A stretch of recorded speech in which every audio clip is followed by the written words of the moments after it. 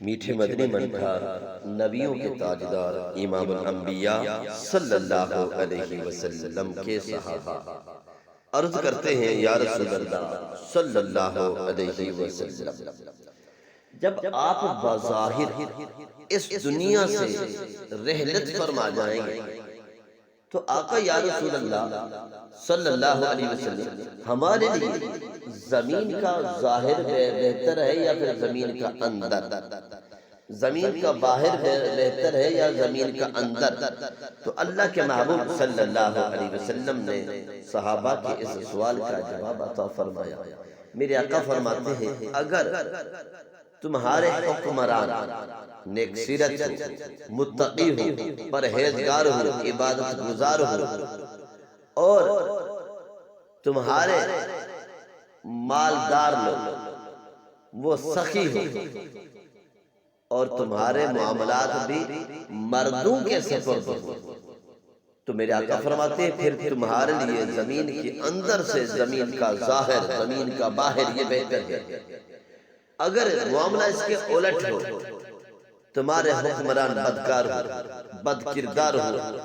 اللہ اور اس کے رسول کے نافرمان ہو، اور مالدار لوگ بخیل ہو، اور تمہارے معاملات عورتوں کے سپرد ہو، تو میرے محبوب علیہ السلام فرماتے ہیں پھر تمہارے لیے زمین کے باہر سے زمین کا اندر جو ہے بہتر ہے۔ حضرت ام المومنین عائشہ صدیقہ رضی اللہ تعالی عنہا سے روایت فرماتی ہے نبی اکرم نور مجسم شفیع معظم صلی اللہ علیہ وسلم نے ارشاد فرمایا، میرے آقا فرماتے ہیں کہ سخاوت کا ایک درخت ہے، سخاوت کا جو درخت ہے اس کی جڑیں جنت کے اندر ہے، اور اس کی جو شاخیں ہیں وہ دنیا میں پھیلی ہیں۔ تو جو مالدار لوگ اللہ کے راستے میں سخاوت کرتے ہیں، صدقات و خیرات کرتے ہیں، سخاوت کرتے ہیں، تو میرے آقا فرماتے ہیں وہ کیا کرتے ہیں، ان کا تعلق درخت کی اس شاخوں سے ہو جاتا ہے، اور یہ شاخیں جو ہے نا اس انسان کو جنت میں لے جاتی ہیں۔ اور اللہ کے محبوب صلی اللہ علیہ وسلم نے فرمایا کہ اسی طرح جہنم کا ایک درخت ہے، اور اس کی جڑیں جو ہیں وہ جہنم کے اندر ہیں، اور اس کی شاخیں دنیا میں پھیلی ہوئی ہیں۔ اب اللہ کے محبوب صلی اللہ علیہ وسلم نے فرمایا کہ جو شخص اللہ نے جس کو مال دولت دیا، دنیا میں اس کو رئیس بنا دیا، مالدار بنایا، دولت دی، سب کچھ اس کو دیا، لیکن وہ اللہ کے راستے میں خرچ نہیں کرتا، بخیلی کرتا ہے، بخل کرتا ہے، اس کی بخیلی کی وجہ سے، اور وہ اپنے بخیلی کی وجہ سے جہنمی اس درخت کے ساتھ تعلق جوڑتا ہے، وہ اس شاخوں کو پکڑتا ہے، جہنم کی شاخوں کو پکڑتا ہے، یہاں تک کہ جہنم میں جا گرتا ہے۔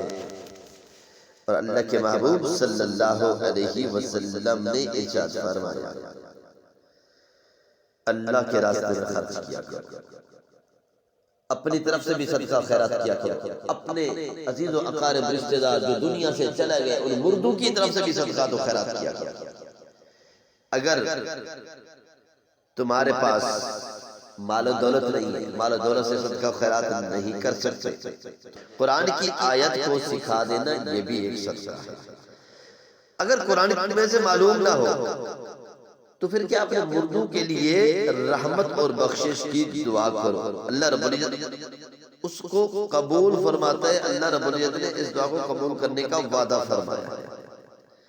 تو سامعین کرام، سخاوت بہت بڑی چیز ہے، اللہ کے راستے میں خرچ کرنا چاہیے، بخیلی نہیں کرنی چاہیے۔ اور حضرت ابو ہریرہ رضی اللہ تعالیٰ عنہ روایتیں فرماتے ہیں رسول خدا سرور انبیاء صلی اللہ علیہ وسلم نے ارشاد فرمایا جس شخص نے رزق حلال میں سے ایک کھجور کی مثل صدقات و خیرات کیا، ایک کھجور کی مثل صدقہ کیا، تو رب العالمین اپنی شان کے لائق اپنے دائیں دست قدرت سے قبول فرماتا ہے۔ پھر رب العالمین تمہارے صدقے کو اس طرح پالتا ہے، اس طرح پالتا ہے کہ جس طرح کہ تم میں سے کوئی گھوڑے کا بچہ خرید کر لاتا ہے اور وہ چھوٹا تھا اس کو پالتا ہے اس کو بڑا کرتا ہے، وہ بڑھتے بڑھتے بڑا ہو جاتا ہے تو ایک دن وہ ہوتا ہے کہ وہ جوان اور صحت مند ہو جاتا ہے۔ تو اسی طرح میرے محبوب علیہ السلام نے فرمایا جو تم اللہ کے راستے میں صدقہ کرتے ہو اگرچہ وہ چھوٹا سا ہوتا ہے، ایک کھجور کی مثلی صدقہ کیوں نہ ہو، میرے آقا فرماتے ہیں اللہ رب العزت اپنی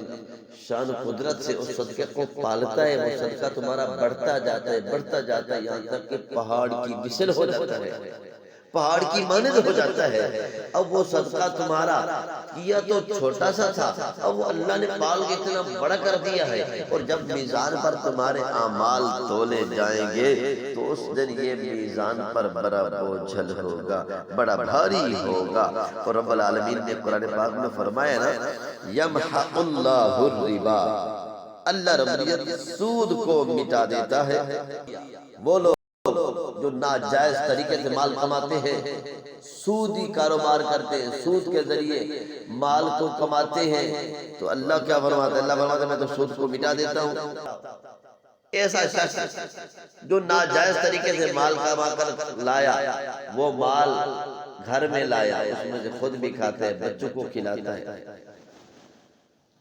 کھاتا بھی حرام کا ہے، پیتا بھی حرام کا ہے، پہنتا بھی حرام کا ہے۔ اب ایسا شخص عبادت کرے گا کہ اس کی عبادت قبول ہوگی؟ تو ایسے شخص کی عبادت بھی قبول نہیں ہوتی، اگر اس سے کوئی نیکی ہو جائے تو بھی قبول نہیں ہوتی۔ تو اللہ رب العزت فرماتا ہے میں کیا کرتا ہوں؟ سود کو مٹا دیتا ہوں، اور فرمایا وَيُرْبِ الصَّدَقَاتِ، اور میرا رب فرماتا ہے کہ میں تو صدقات کو بڑھا دیتا ہوں۔ اور جو اللہ کے راستے میں خرچ